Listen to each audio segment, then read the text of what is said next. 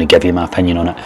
So first things first, let's talk about, it's not so much the elephant in the room as it is the room nowadays, but GLP-1s, Ozempic, and now other stuff. So the big trend here with GLP-1s, drugs and fitness demand. So this is from the Los Angeles Times. Gyms and trainers are designing Ozempic workouts to combat muscle loss caused by GLP-1s, appetite suppressants like Ozempic, Wegovy and Mounjaro. Gyms like Equinox have rolled out GLP-1 protocols. Trainers are tracking body composition shifts, and brands are adapting to the new fitness clientele. So Ozempic isn't replacing trainers, it's exposing the ones who can't coach muscle maintenance. Think about that. If your whole business are around fat loss and fat loss transformation, you're going to struggle, because you as a coach, I don't care how much knowledge and experience you've got, if you can't match Ozempic, which you can't, for that big promise and strong offer of guaranteed weight loss, or at least as close to guaranteed as you can get, you're going to struggle. So gyms like Equinox in America are now actually incorporating it in and tracking their members for muscle loss, because obviously that's one of the biggest side effects. So let's click on the Los Angeles Times here. Los Angeles Times, the Ozempic workout, how gyms and trainers are catering to a new group of exercise. Pretty crazy. So as we move into that, we'll look at Ozempic and the economic shockwave. So I put in my story that one of the biggest fat loss brands in the world have halved their staff overnight because of Ozempic. So the trend here is GLP-1 weight loss drug are hitting nearly 50 billion in sales. Let me say that again. GLP-1 weight loss drugs are hitting nearly 50 billion in sales this year. It's projected to be 130 billion by 2030. Now this is from the Financial Times. They're changing consumer behaviour, gym usage and even economic projections. So these drugs could move markets more than Nike and Reebok and all these places have ever done. So this is from the Financial Times. Let me read a little bit more about it. Hold tight to your free weights. The Ozempic revolution is coming to a gym near you. The runaway success of GLP-1 weight loss and diabetes drugs, which also include Wegovy and Zepbound, is hard to overstate. Sales are expected to approach 50 billion this year. $50 billion. Crazy. So what's your thoughts? Let me know your thoughts on these GLP-1s. I seen a coach do a reaction video to my AI video, and there's so many coaches who are just in denial about AI and Ozempic and GLP-1s. Dinosaurs. Like they actually think that sitting a level 3 personal training qualification, coaching some clients, filming a little video of you over Loom, over a spreadsheet and saying do this, do that, qualifies you to be better than scientists, to be better than actual drugs, in some cases potentially miracle drugs for some people in this world. Think about that for a minute. Your little 6-week PT course, yes, you've plied your trade and helped people lose a bit of fat, but the reality is you've done nothing else compared to these weight loss drugs and these injections. So you have to be open-minded to it. It's also the same as AI. It's like AI is not going to take over coaching. What, you sending a video in Loom of you saying, same again next week? That's effectively what you're doing. A lot of people anyway. Now, yes, you build connections with these people and stuff like that, but they still leave after 2 years or whatever. So my point is, and I don't mean to downplay coaching, right? Because I have a lot of coaches who are impacting a lot of lives. My point is, you need to understand that this game is changing. This is not the keto diet. AI is not, a system. One of the points I made as well is like, coaches hated when training apps came out. It's like, how do you work training apps? And the next thing you know, they're like blaming AI and saying AI is terrible. It's like, you do know that a training app, when it first came out, was like AI. It's a system. AI is a system. It's a time-saving system. And like anything, if you just butcher it, it's going to be shit. So, yeah, Ozempic's the economic shockwave that's sending it through it. Let's have a look at this here. So the WADA eyes Ozempic as a doping tool. So the World Anti-Doping Agency, WADA, is monitoring semaglutide due to its weight loss effects, especially in body weight sensitive sports like boxing or gymnastics. It's on the watch list pending future decisions on banning.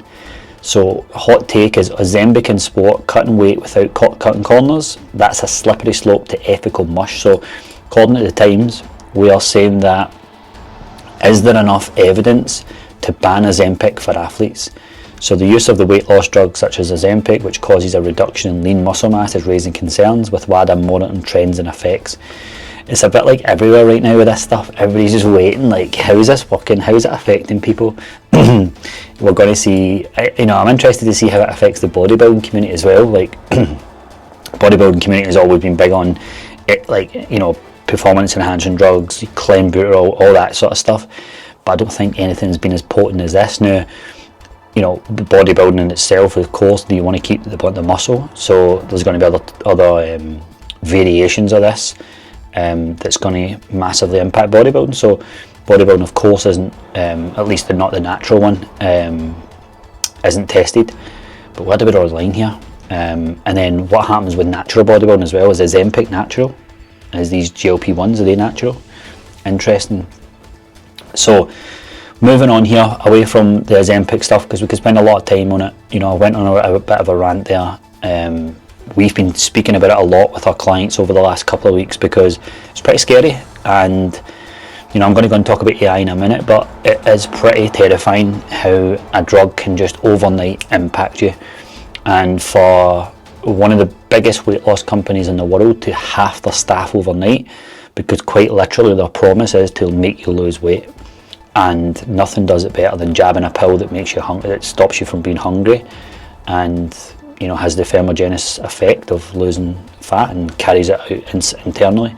By the way, I don't know an awful lot about it. I'm a business coach, I'm a marketer, my PT days are over, but why do I care? I care for my clients, so we need to be on it with it. And I've just done this long enough to be open to things. I've always been open to new things, and especially if it makes everybody's life easier. Of course, there's a side effect crew. There's people going everywhere. People went blind and all this. Same stuff with COVID, wasn't it? You're always going to get these people, but you're here to stay. They're here to stay, and I think a lot of coaches were like, "Oh, it's getting very expensive now. What are you going to do now?" It's like, well, coaching's expensive. It's not guaranteed a result. Look, by the way, I'm saying all this, I'm not saying this to get you triggered. If you're watching this as a coach, I'm saying it to you to fucking screw the nut, right? This is not boom bod, it's not Weight Watchers, it's serious. And if you position your offer properly, you'll still have a very, very fruitful business in life. So let's move over to AI. Let's change the subject to AI-powered fitness coaching now. We all know Fitbit and stuff like that. Fitbit, Garmin, Apple Watch, that's been tracking steps, been tracking your calories burned, all that good stuff for a number of years. Fitbit is actually rolling out a Gemini, which is AI, powered health coach in October, which is offering fitness plans, recovery guidance, and real-time adjustments for premium users. So this is according to a blog on Google. Broader AI fitness, so like this is moving away. Let me come back to that actually. So let's go on this blog on Google. A new personal health coach is coming to Fitbit. So perform your best at hitting new goals, custom routines, just like with a real trainer. Your journey starts with a conversation about your goals, your performance, and your equipment. It will build you a personalised fitness plan with detailed workout suggestions and metric targets that focus on weekly progression. Workouts based on data. The coach will constantly adjust your workout plans based on real time data and daily insights, helping you meet your goals and celebrate your successes. For example, if you wake up with a low readiness because of a poor night's sleep, it will automatically suggest changes to adjust your weekly plan to help you recover. Real-time check-ins and adjustments for this Fitbit AI. And when life gets in the way, you can connect with the coach at any time to make adjustments, share how you're feeling, and get advice, so you can get an emotional check-in. So for example, if you tweak your back, tell the coach and get suggestions to adjust your workout. So this is going to be the Fitbit AI. Discover what you need so you can rest and recover. If you can't hit your goals, if you aren't well rested, and the personal health coach brings Fitbit's deep understanding of sleep to help you in all these ways. It goes on and on to talk about different things, but find the personal health coach in your redesigned Fitbit app. So you're going to have a personalised coach in Fitbit. And then moving away from that, the broader AI trend, you might have seen this before, but it's like form correction mirrors. I know they're already out there and apparently they're terrible.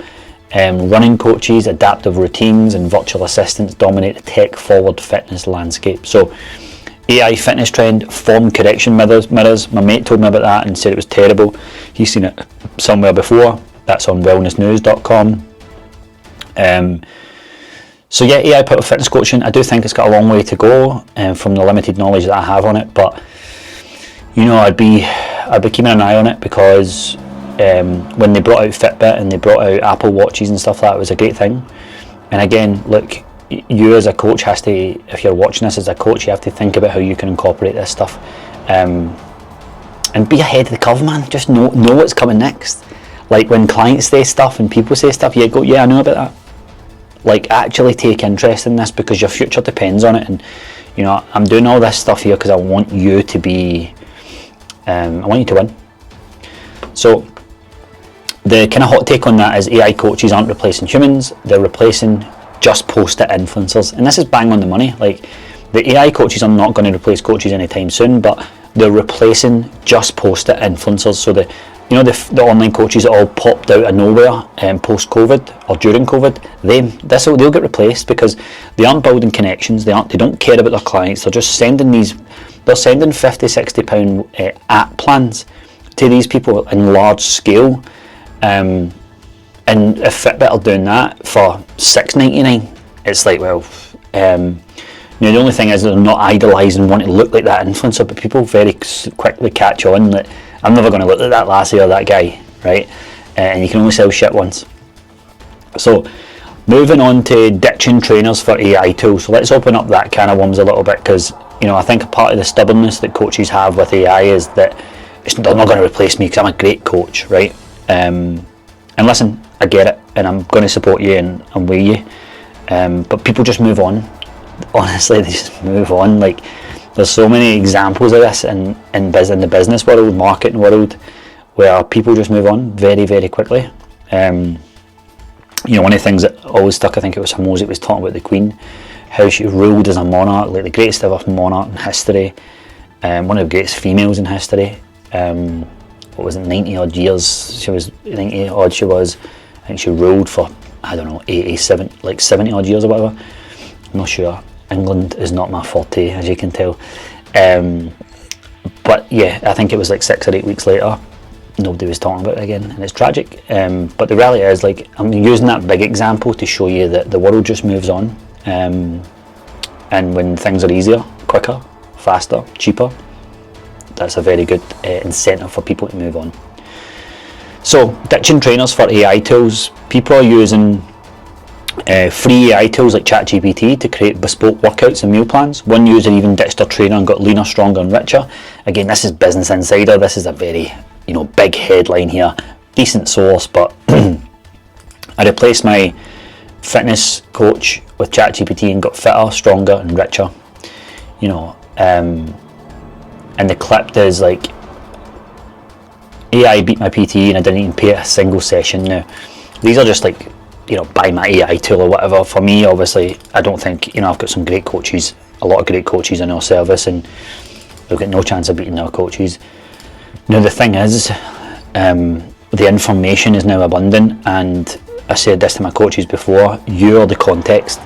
So the number one thing that you need to provide for your clients and to provide for people, no matter what business you're in, is context, because information is everywhere. And so you can go on ChatGPT, and yourself, if you go on there and tell it your age, tell it your weight, if people even do that, you just say, I need a meal plan. They don't know how to talk to ChatGPT, let alone, maximise it.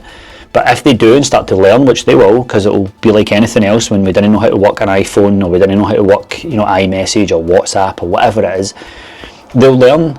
But what they'll realise is information is abundant, and information is irrelevant without the context applied to the person's situation. So, for example, we can get a fitness business owner go into ChatGPT and say, build me a marketing plan for me to grow my gym or my online coaching program, and it's just words on a bit of paper. And you can go in and say, I'm a personal trainer that works out of this country, this city, or you could say, I'm an online coach who wants to target this target market, and that's fine, you can do that. but it will still give you generic fluff. And so the context is always reiterating, testing, that's the context, but obviously a deeper story of yours as well. What makes you tick, your personality, what you've tried in the past in detail. So if we're talking about ditching trainers or coaches for AI, we're a long way away from it, provided you, as the business owner, ditching any service that might be affected by AI, is you need to provide the context. That's your job. And so for us, it's like, yeah, embrace AI, but we are going to provide the context because we're testing it faster than you, speaking to it more, feeding it with more data. So for example, you could go and use an AI ad tool, any generic one, and you would never get the same input or outputs that we get. And that's why I'm building Fitness Ads AI, because we can feed it all the context so that when someone uses it, they're going to get all the relevant winning information over ChatGPT that's fed on everything, because it's broad, whereas we're narrow. Same with you and your business, right? So fitness fads, hype versus results. The trend here is TikTok fueled gimmicks like jaw sculpting gum. We've seen that's back apparently. Vibration plates that, you know, for some reason were in all the poor gyms across the UK and other gyms as well, David Lloyd and things like that. So those are back. These are added into this for me to chat about. Have gone viral, but research says their impact is marginal. Yeah, they've gone viral again. TikTok is the horrible platform, right? And that's the type of platform where this stuff comes back. So I'm not even going to mention that because it's a fitness fad, but it's not even fitness. It's just a fad of people who try to take shortcuts. So yeah, I think that's it for the first episode or the first show for the fitness news show. Hope you've enjoyed it. Just to recap, we spoke about GLP-1 drugs and the fitness demand. You know, everything from Ozempic to Wegovy to Mounjaro. Gyms like Equinox are now preparing their trainers and they're now tracking body composition to make sure and to mitigate muscle loss during, you know, Ozempic and, you know, taking this stuff. So yeah, Ozempic isn't replacing trainers, it's exposing the ones who can't coach muscle maintenance. Ozempic, the economic shockwave that it's causing, 50 billion in sales, is expected to reach 130 billion by 2030. That is just bonkers money. So yeah, these drugs could move markets bigger than Nike and bigger than Reebok, bigger than all of these big, massive fitness companies ever did, or at least the ones that segued into fitness. World Anti-Doping Agency eyes Ozempic as a doping tool, so they're monitoring that to see if Ozempic is cheating. Boxing, gymnastics, whatever it might be, especially when you think of like how hard, you know, if you think of like MMA and you think about how hard it takes these guys to diet down because they're always in the cusp. These guys are putting on going in baths with suits on and stuff like that just to lose that couple of extra pounds or whatever. In some cases it's a lot of pounds actually, it's like 12-15 pounds, whatever. What about taking Ozempic? Does it slow down your speed, reaction, strength, aggression? Who knows? Like, these are all the tests that's going to happen over time. You know, could you get a really heavy weight category who sits at like, you know, 30 pounds over it, and then he takes Ozempic for a couple of weeks or whatever, strips it off, and is able to come in a heavy like version of that same weight as his competitor, and that's the advantage. So yeah, Fitbit's rolling out Gemini powered AI health coach in October with fitness plans recovery, basically trying to act like a coach, trying to assess how you're feeling, giving you real-time feedback, responding way quicker than a coach ever will while the coach is on the gym floor.